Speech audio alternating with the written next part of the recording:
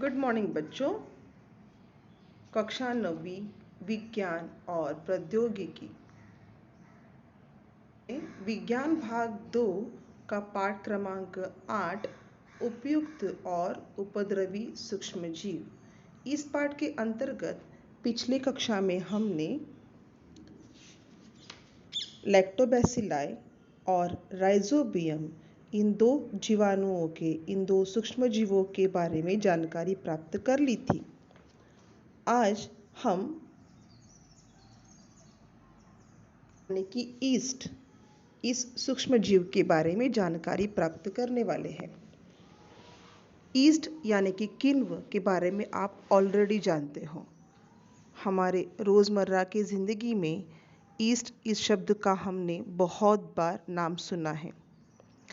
बाज़ार में east dry east बहुत ही आसानी से उपलब्ध हो जाता है।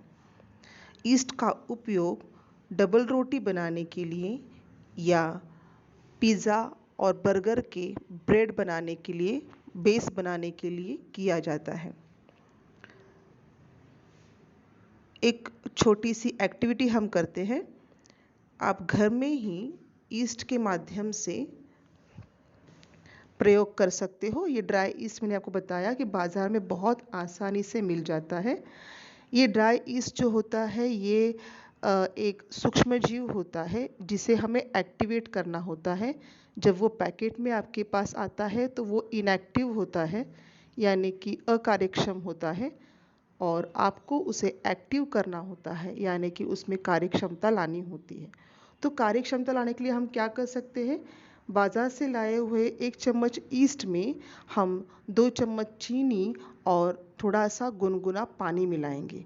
अब पानी गुनगुना होना बहुत ज़रूरी होता है। अगर आपका पानी बहुत ज़्यादा गर्म हो या बहुत ज़्यादा ठंडा हो तो ईस्ट जो सूक्ष्म जीव होते हैं वो मर जाते हैं, वो एक्टिवेट नहीं हो पाते, इनएक्टिव हो जाते हैं। तो इन्हें एक्टिवेट करने के लिए हमें गुनगुना पानी ही आवश्यक होता है। हम इस प्रकार से हम क्या करेंगे, थोड़ा से ईस्ट में चीनी और गुनगुना पानी मिलाएंगे और उसे एक बोतल में भरकर बोतल के ऊपर हम एक गुब्बारा कसकर बिठा देंगे। 10 मिनट के बाद हम देखेंगे कि जो आपका ईस्ट है, जैसे ही आपने घर में देखा होगा जब आप भजिए बनाते हो या किसी भी तरह का आटा जब हम गूंथते, भजियों का आटा हो या पूरी का आटा हो या बटूरों का आटा हो, जब इस प्रकार का आटा लगाया जाता है तो हमने देखा होगा बहुत बार कि आप इनो, घर में आपके इनो आता है, या आप इनो जो है खाने का सोडा जिसको कहा जाता है, उसे हम मिलाते हैं इस बैटर में, इस आटे में। तो जब हम इसको आटे मिलाते हैं तो उसमें आप थोड़ा सा पानी डाल देते हैं। पानी डालते ही क्या हो जाता है, आपका इनो एक्टिवेट हो जाता है। तो ये तो रासायनिक पदार्थ है, लेकिन यहाँ पर जो ईस्ट या किण्व है, इसे भी एक्टिवेट करने के लिए हमें गुनगुने पानी का उपयोग किया हुआ है। जैसे आप उसमें चीनी और गुनगुना पानी डालते हो, ये ईस्ट एक्टिवेट हो जाता है और ईस्ट में से जो चीनी है, इस चीनी के अंदर जो ग्लूकोज होता है, कार्बनिक पदार्थ होता है, इस कार्बनिक पदार्थ का ये ईस्ट क्या करता है, कार्बन डाइऑक्साइड में रूपांतरण करता है। और ये कार्बन डाइऑक्साइड बोतल के ऊपर मुंह पर लगे हुए जो गुब्बारा है उस गुब्बारे में भर जाता है और गुब्बारा फूल जाता है। अब इस गुब्बारे में क्या भरा हुआ है? इस गुब्बारे में कार्बन डाइऑक्साइड भरा हुआ है। दोबारा मैं आपको एक बार बता दूं, जब हम इस प्रकार से गुनगुने पानी और शक्कर के साथ रिएक्शन करते हैं तो शक्कर में पाए जाने वाले कार्बनिक पदार्थ का ईस्ट क्या करता है, अल्कोहल और कार्बन डाइऑक्साइड में रूपांतरण करता है। इसे ही किण्वन प्रक्रिया कहते हैं। अब देखिए यहाँ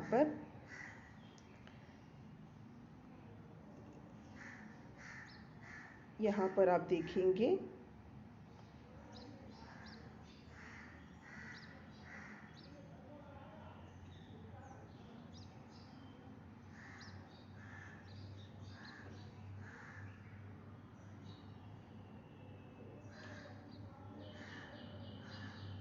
ये देखिए, यहाँ पर आप देख सकते हैं कि किस प्रकार से किण्वन प्रक्रिया होती है, यहाँ बताया गया है। किण्वन प्रक्रिया में चीनी के साथ चीनी में प्राप्त होने वाला जो स्थित जो कार्बनिक पदार्थ है, ये कार्बनिक पदार्थ की वजह से ईस्ट यानी कि किण्वन की वृद्धि होती है और प्रजनन प्रक्रिया शीघ्रता से होने के कारण आप देख सकते हो कि जो भी आपका बैटर है या जो भी आपका आटा है वो फूलकर ऊपर आ जाता है, क्योंकि यहाँ पर प्रजनन प्रक्रिया शीघ्रता से होने के कारण जो आपका आटा है वो दुगना हो जाता है, फूलकर ऊपर आ जाता है। यहाँ पर अल्कोहल और कार्बन डाइऑक्साइड की निर्मित होती है और इसी प्रक्रिया को किण्वन प्रक्रिया यानी कि फर्मेंटेशन कहते हैं। यहाँ पर मैं आपको और एक बात बताना चाहती हूँ कि जो आपका ईस्ट होता है, ईस्ट का जो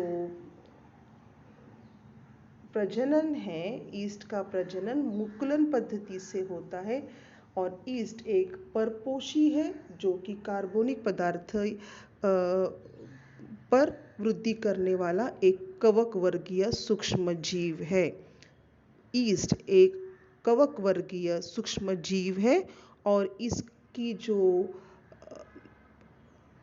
वृद्धि है वो अलैंगिक पद्धति से मुकुलन प्रक्रिया द्वारा मुकुलन इस प्रकार में की जाती है। ईस्ट एक कोशिकीय कवक है और इसकी लगभग 1500 प्रजातियां अस्तित्व में हैं। किण्वन कोशिका यानी कि जो ईस्ट है ये एक दुष्य केंद्र की होता है, क्योंकि इसमें केंद्रक दिखाई देता है। अब हम देखते हैं कि डबल रोटी कैसे बनाई जाती है। या पाव खरीदते ही हो, पर आजकल लोग घर में भी डबल रोटी या पाव बनाने की कोशिश करते हैं। अभी डबल रोटी और पाव बनता कैसे है, हम थोड़ा सा शॉर्ट में इसको देख लेते हैं। हालांकि ये आपके परीक्षा में पूछना जाने वाला प्रश्न है नहीं, लेकिन एक छोटी सी जानकारी आपको हो इसलिए हम इसे बताएं। डबल रोटी और पाव बनाने की प्रक्रिया इस प्रकार से कुछ है कि हम घर में लगा जो आटा है या मैदा है उसे लेंगे। आटे और मैदे में शक्कर मिलाई जाती है और उसमें ईस्ट, ड्राई ईस्ट जो है उसे मिलाया जाता है और इस पूरे आटे को गुनगुने पानी में गूंधा जाता है और कुछ देर के लिए, लगभग एक आधे घंटे के लिए इसे उसी तरह से गूंथकर ढककर छोड़ दिया जाता है। जब हम इसे 1 घंटे के बाद खोलकर देखें तो ईस्ट अपना काम कर चुका होता है और किण्वन प्रक्रिया के कारण जो आटा आपने गूंदा था वो आटा अब पहले के आटे की जगह फूलकर दुगना तिगुना हो चुका दिखाई देता है। आटा फूलकर बहुत बड़ा हो जाता है। पहले जो हमने छोटा सा गोला रखा हुआ था कटोरी में, अब पूरा कटोरी भरकर ये आटा हो गया होता है और जब हम उस आटे को छुएंगे तो हमें जानकारी होगी कि आटा बहुत ही हल्का और जालीदार बन चुका है। डबल रोटी बनाई जाती है। फिर इस डबल रोटी के आटे को आपने देखा होगा कि वो हल्का हो जाता है, जालीदार हो जाता है। अब इस डबल रोटी के आटे को मनचाहे शेप में, आकार में लगाकर उसे भट्टी में या ओवन में पकाया जाता है 220 डिग्री सेल्सियस पर लगभग 25 से 30 मिनट तक और फिर यहाँ पर बन जाती है आपके ब्रेड या डबल रोटी। इसी प्रकार से जो किण्वन प्रक्रिया है, किण्वन प्रक्रिया यहाँ पर देखा हमने कि डबल रोटी के लिए किस प्रकार से उपयोग में आती है, उसी प्रकार से अल्कोहल यानी कि मद्यार्क बनाने के लिए भी किण्वन प्रक्रिया बहुत ज़रूरी महत्वपूर्ण होती है। यहाँ पर शक्कर के कारखानों में शक्कर के साथ साथ अल्कोहल का भी उत्पादन किया जाता है। गन्ने के जो रस का जो शीरा होता है उसे निकाल कर उसमें उसके द्वारा ये इथेनॉल या अल्कोहल बनाया जाता है। ये जो गन्ने के रस का शीरा होता है इसमें बहुत मात्रा में कार्बोज पदार्थ यानी कि कार्बोहाइड्रेट्स पाए जाते हैं। इन ये जो शीरा होती है गन्ने के रस की, इनमें सैक्रोमाइसिस किण्व मिलाकर किण्वन प्रक्रिया पूरी की जाती है, जिसके कारण इथेनॉल नामक अल्कोहल का उत्पाद होता है और साथ साथ ईस्टर और बाकी के अन्य अल्कोहल का भी उप उत्पाद मिलता है। ये जो इथेनॉल होता है, ये इथेनॉल स्पिरिट और मद्यार्क और अन्य रसायन बनाने के काम में आता है। उसी प्रकार से इथेनॉल धूम्र विरहित उच्च दर्जे का ईंधन भी होता है। इसका उपयोग, ये जो गन्ने के जो शीरे हैं, इनका उपयोग मक्का, जौ जैसे अन्य धानों मतलब अल्कोहल बनाने के लिए गन्ने के शीरे के अलावा मक्का और जौ जैसे धान्यों का भी उपयोग किया जाता है। इसके साथ साथ जो अंगूर होता है, अंगूर में ग्लूकोज और फ्रुक्टोज नामक शर्करा पाई जाती है, शक्कर पाई जाती है। इस ग्लूकोज और फ्रुक्टोज नामक शर्करा का भी ईस्ट की सहायता से किण्वन प्रक्रिया के द्वारा वाइन, आपने नाम सुना होगा, वाइन नामक अल्कोहल बनाया जाता है। इसके अलावा पाम तेल, जैव उपचार देखिए, पाम तेल के निर्मित में भी निर्मित से तैयार होने वाले जो विषैले पदार्थ है, इन विषैले पदार्थों और कुछ अन्य औद्योगिक प्रक्रियाओं में मुक्त होने वाले भारी मात्रा में धातु और लवण अवशोषित करने के लिए भी किण्व प्रक्रिया उपयोग में लाई जाती है। यहाँ पर यारोविया लाइपोलिटिका नामक किण्व का उपयोग होता है और ये किण्व पाम तेल के द्वारा तैयार किए गए विषैले पदार्थ को नष्ट करने के लिए काम में आता है। उसी प्रकार सैक्रोमाइसिस सेरोविसी, यह किण्व आर्सेनिक नामक प्रदूषक को अवशोषित करता है। इसके अलावा अल्केनोवॉक्स नामक जो जीवाणु हैं, ये समुद्र के तेल में जो रिसाव होता है उसकी सफाई के लिए उपयोग में लाए जाते हैं। ये सब कुछ आपको रिक्त स्थान के लिए पूछे जाने वाले सवाल है, इसलिए इन्हें आप ध्यान से दें। इस प्रकार से आज हमने किण्व प्रक्रिया के बारे में जानकारी प्राप्त कर ली। इसके बाद हम देखेंगे प्रतिजैविक यानी कि एंटीबायोटिक्स। अब एंटीबायोटिक्स ये शब्द आपने बहुत बार सुना हुआ है। आजकल आप जब डॉक्टर के पास जाते हो, आप देख सकते हो कि बाहर का जो वातावरण है, उस वातावरण में अक्सर वायरल और बैक्टीरियल बीमारियां होती रहती है। जो वायरल बीमारियां हैं यानी कि वायरस यानी कि विषाणुओं के द्वारा जो बीमारियां होती है, और जो बैक्टीरियल यानी कि बैक्टीरिया यानी कि जीवाणुओं के द्वारा जो बीमारियां होती है, इन बीमारियों के लिए आपको, इन बीमारियों से लड़ने के लिए आपको एंटीबायोटिक्स यानी कि प्रतिजैविक दिए जाते हैं। ये प्रतिजैविक कहाँ से निर्माण होती है, इनकी निर्मित किस प्रकार से होती है? प्रतिजैविक जो है वो सूक्ष्म जीवों का विनाश करने के लिए सूक्ष्म जीवों के द्वारा ही बनाया गया एक औषध है। इन प्रतिजैविकों में जो बहुत ही कमज़ोर जीवाणु होते हैं उनका उपयोग किया जाता है और उनके उपयोग से ये दवाइयाँ बनाई जाती है। ये दवाइयाँ आदि जीवों को नष्ट करती है और जीवाणुओं के विरुद्ध काम करती है। दो प्रकार की प्रतिजैविकें होती है, एक विस्तृत क्षेत्र प्रतिजैविक और दूसरी मर्यादित क्षेत्र प्रतिजैविक। जब एक से ज़्यादा बीमारियां हो या एक से ज़्यादा बीमारियों के लक्षण शरीर में दिखाई दे रहे हो और जब डॉक्टर किसी भी एक नतीजे पे नहीं निकल आते हो या किस प्रकार के जीवाणुओं से आप बीमार हुए हो, ये नतीजा तय करना जब डॉक्टर के लिए आसान नहीं होता है, तब डॉक्टर इस समय विस्तृत क्षेत्र प्रतिजैविक देते हैं, जैसे कि एम्पेसिलिन, एम्पोक्सिलिन और टेट्रासाइक्लिन। इस प्रकार के विस्तृत क्षेत्र प्रतिजैविकों का उपयोग किया जाता है। कब? जब हम रोग जंतुओं का अस्तित्व तय नहीं कर पाते कि कौन सा लक्षण है और कौन से रोग जंतु शरीर में प्रवेश कर चुके हैं। जब इनकी जानकारी प्राप्त करना कठिन हो जाता है तो इस प्रकार के विस्तृत क्षेत्र प्रतिजैविक का उपयोग किया जाता है। और जब रोगकारक सूक्ष्म जीवों की जानकारी हमें हो जाती है या हम उसे ठीक से समझ सकते हैं या उनके लक्षण हमें तीव्रता से दिखाई देते हैं, स्पष्ट रूप से दिखाई देते हैं, तब मर्यादित क्षेत्र के प्रतिजैविक का उपयोग करते हैं, जैसे कि पेनिसिलिन, जेटामाइसिन और एरिथ्रोमाइसिन। पेनिसिलिन, जेटामाइसिन और एरिथ्रोमाइसिन नामक प्रतिजैविक मर्यादित क्षेत्र प्रतिजैविक होते हैं और एम्पिसिलिन, एमोक्सिलिन और टेट्रासाइक्लिन ये विस्तृत क्षेत्र प्रतिजैविक होते हैं।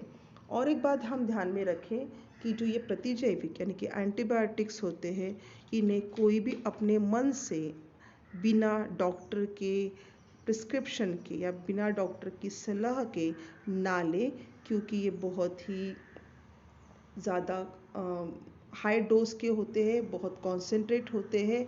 अगर बिना डॉक्टर की सलाह के अगर आपने एंटीबायोटिक्स लिए तो उसका दुष्परिणाम आपके शरीर पर हो सकता है।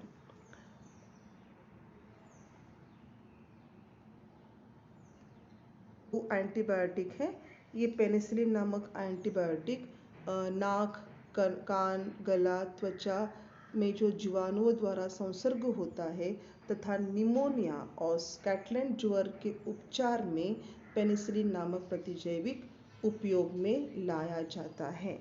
सावधानता देखिए क्या है। मैंने आपको बताया कि प्रतिजैविकों को हमेशा डॉक्टर की सलाह से लें। डॉक्टर की चिट्ठी के बगैर आप दवाइयों की दुकान से प्रतिजैविक की मांग न करें। गला दुखना, खांसी, सर्दी, फ्लू, इन्फ्लुएंजा जैसे बीमारियों पर बिना डॉक्टर की सलाह के प्रतिजैविक ना लें। अपने आप कोई भी एंटीबायोटिक्स लेने नहीं हैं। एक बार अगर एंटीबायोटिक खाना शुरू कर दिया डॉक्टर की सलाह से और कुछ दिनों के बाद अगर आपको अच्छा लग रहा है या आपको थोड़ी सी स्फूर्ति आ रही है तो तुरंत से एंटीबायोटिक बंद ना करें। जो डॉक्टर ने दिया हुआ पूरा डोज है उस डोज को उस डॉक्टर की सलाह के अनुसार, जो डॉक्टर ने आपको 3, 4 या 10 दिन का कोर्स दिया हुआ है एंटीबायोटिक्स का, उसको पूरा करें। आधे में ही एंटीबायोटिक्स लेना बंद न करें अपने आप से। डॉक्टर की सलाह के बगैर कुछ भी करना नहीं है।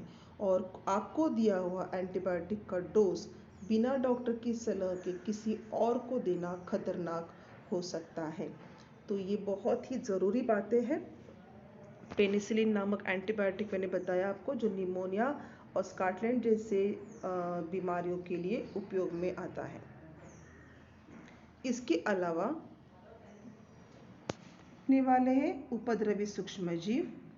हमने हमारा जो ये पाठ है, ये पाठ ही 2 विभागों में वर्गीकृत है। एक है उपयोगी सूक्ष्मजीव और दूसरा है उपद्रवी सूक्ष्मजीव। तो उपद्रवी सूक्ष्मजीव में सबसे पहला है कवक यानी कि फंगस। हम फंगस के बारे में या कवक के बारे में कक्षा 7वीं 8वीं में ऑलरेडी पढ़ चुके हैं। दोबारा एक बार देखते हैं। हवा में कवक के सूक्ष्मजीव पाए जाते हैं। नमी के दिनों में, बरसात के दिनों में आपके घर में रखे पाव, ब्रेड, भाकरी, चपाती, अचार, मुरब्बे में जो फफूंदी आती है वही कवक होती है। नमी के कारण सूती कपड़ा, चमड़े की वस्तुएं, लकड़ी की वस्तुएं, चमड़े के चप्पल, जूते, बटुए, इन पर फफूंदी लग जाती है। नमी की जगह पर ये बहुत तेज़ी से बढ़ते हैं। कवक एक तंतुमय शरीर वाले सूक्ष्मजीव है। इनका शरीर तंतुमय होता है और आपने देखा होगा कि आपके घर में लगे अचार और मुरब्बे में ये सूक्ष्मजीव, ये जो कवक है, फफूंदी है, ये बहुत बार लगती है। फफूंदी लगा हुआ जो भी अन्न पदार्थ है, अगर ये आपके पेट में चला गया तो आपको उसे विष बाधा हो सकती है। आपने बहुत बार सुना होगा विष बाधा के बारे में या अन्न खा के फूड पॉइजनिंग के बारे में आपने सुना होगा, ये शब्द आपने सुना होगा। ये जो है ये इसी प्रकार के सूक्ष्म जीवों के कारण बढ़ता हुआ दिखाई देता है। इस प्रकार से का खाना अगर आपने फफूंदी के लगा हुआ खाना अगर आपने खाया या आपके खाने में आया तो आपको फूड पॉइजनिंग हो सकती है। बहुत बार आपने देखा होगा, मैंने आपको अभी भी बताया कि बहुत बार आपने फूड पॉइजनिंग या इस शब्द प्रयोग को सुना होगा। जब बहुत बड़े बड़े कार्यक्रमों में लोग एक साथ बहुत से लोगों को फूड पॉइजनिंग होने की संभावना होती है, क्योंकि जो पकाया गया खाना है अगर उसमें से किसी भी एक चीज़ को या किसी भी एक पदार्थ को इस प्रकार की फफूंदी लगी हुई होगी या खाना बनाते वक्त अगर स्वच्छता का ख्याल नहीं रखा गया होगा तो खाने में फफूंदी बढ़ जाती है और फूड पॉइजनिंग होने की संभावना होती है। पकाए हुए भोजन को खराब करने के लिए क्लॉस्ट्रीडियम नामक जीवाणु जो होता है, ये जीवाणु कारण होता है आपके पकाए हुए खाने को खराब करने के लिए। ये जीवाणु है क्लॉस्ट्रीडियम। ये जीवाणु बेलनाकार होता है, यहाँ से हम देखेंगे।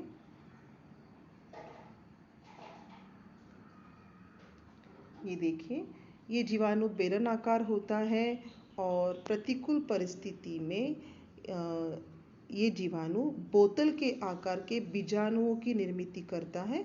ये हवा का ऑक्सीजन सहन नहीं कर पाता क्योंकि ये अनॉक्सी परिस्थिति में बढ़ने वाला जीवाणु है। इसका नाम क्या है इस जीवाणु का?